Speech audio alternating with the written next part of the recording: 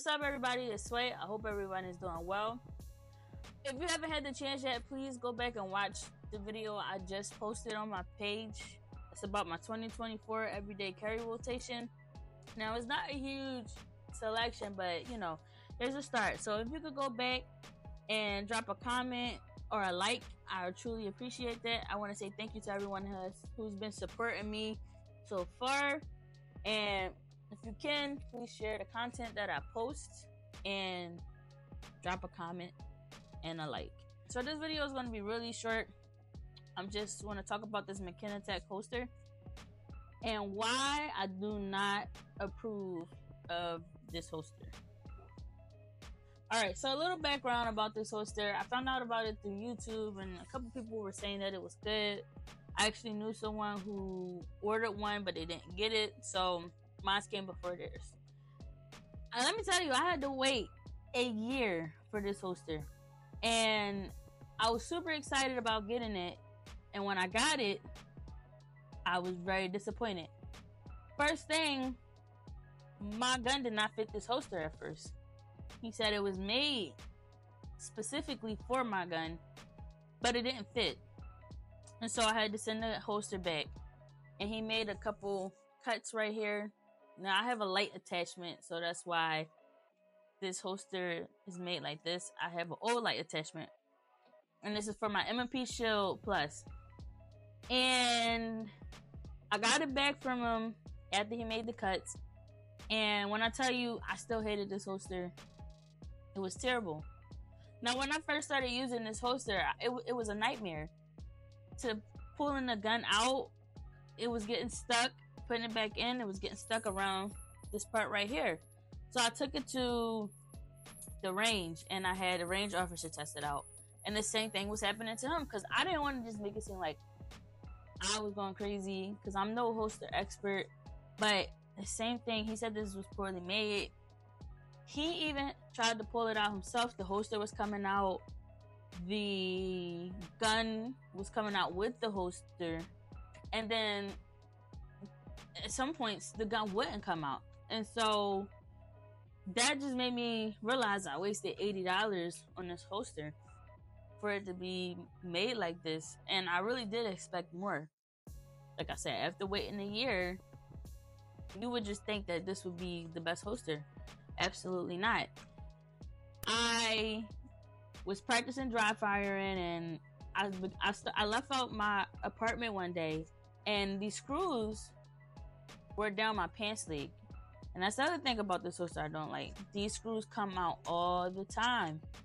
Like, it doesn't matter how tight you screw them in with a screwdriver or whatever, they come out every time.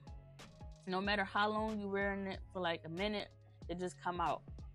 And I really I can't believe that, you know, after waiting a year, this is the product I got. And so overall, I don't like how this is made. I don't like the fact that when I'm putting my gun in, it's getting stuck on the outside of the holster, and then when I'm taking it out, either the gun will come out sometimes, or the holster will come out with the gun, or the holster will come out, the gun will come out the holster, but the holster will fall on the ground. And I think that's just unfair that happened. And so I'm gonna have to give this a good 4 out of 10. It gets the 4 out of 10 because this is kind of solid. And I tested my gun in this, dropping it with no bullets in it. And it was, you know, fairly reliable. But I felt like the first case I got from Amazon was better than this. So I'm going to show you something really quick. This is my Mckinatec MC9. Just going to clear the bullets out.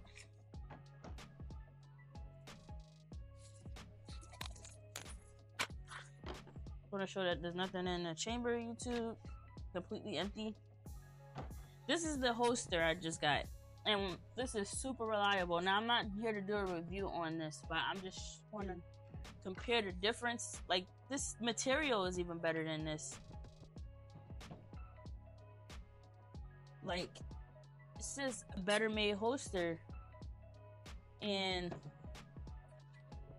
I just don't understand. You wait a year just to get a product like this. And I feel like, that's where certain companies or a lot of companies just got to do better with the delivery. If I'm gonna wait a year, I expect something to be, I want it to be a 10 out of 10 after I get it. So for me, maybe someone else has better luck with this company, but for me, I'm going to say it's a no. And I'm only going to use this with my M&P Shield because I have to for the time being, and I spent $80 on this, so I'm going to want to use this after spending $80.